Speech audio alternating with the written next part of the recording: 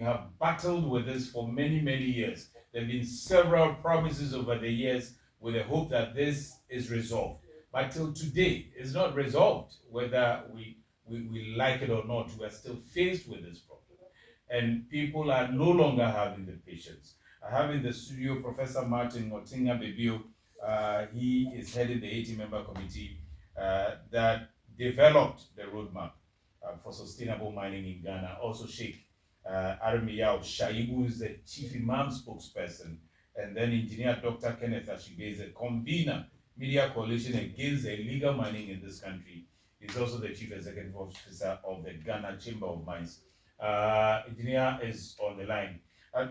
Dr. Ashibe, we can hear you now. We apologize once again for not having you on Zoom. As a matter of fact, I know that you had really wanted to be in the studio, but you had to be away on that mission. But where are we on a national assignment? Where are we? What's your observation of where we are and the seriousness to which we are attaching to this fight? Well, thank you very much. I believe that Prof has done a good job. Prof and his minister, they've been consistent. They have pushed a few things. Let me do an interesting thing that Prof had suggested. Put in the forestry, if you go to the wildlife places, they are permanently resident in there to be able to deal with the poachers. Yeah, I think we saw some camps like that.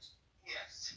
So Prof's move was to be able to get some camps for the forestry commission guards, and that's been a positive one. If you take the issues around excavators that are coming into this country, I think this government has done a good job at it. So now, the excavator coming into this country is controlled. But again, that's only one part of it. There's over 15,000 excavators that are still in the system that are still being fueled.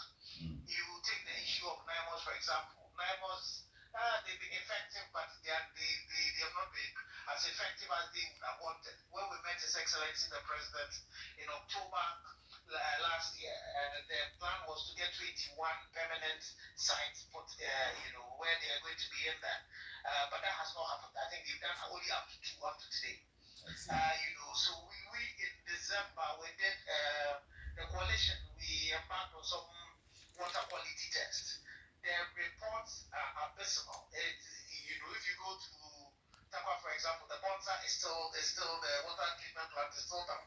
I was in Anyamfuri last time. If you look at our fin, the level of turbidity, the level of turbidity of our water bodies, it's a signal of how bad the situation is. When we met the president in October again, I asked His Excellency and requested that he get the state institutions to publish water quality on a weekly basis. Do you remember when that Kosovo was going down? Yeah.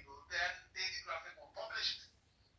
That's what we asked for. Yeah. It was not that. When the civil society organizations met His Excellency again, I will ask for it up till today. It's almost a month.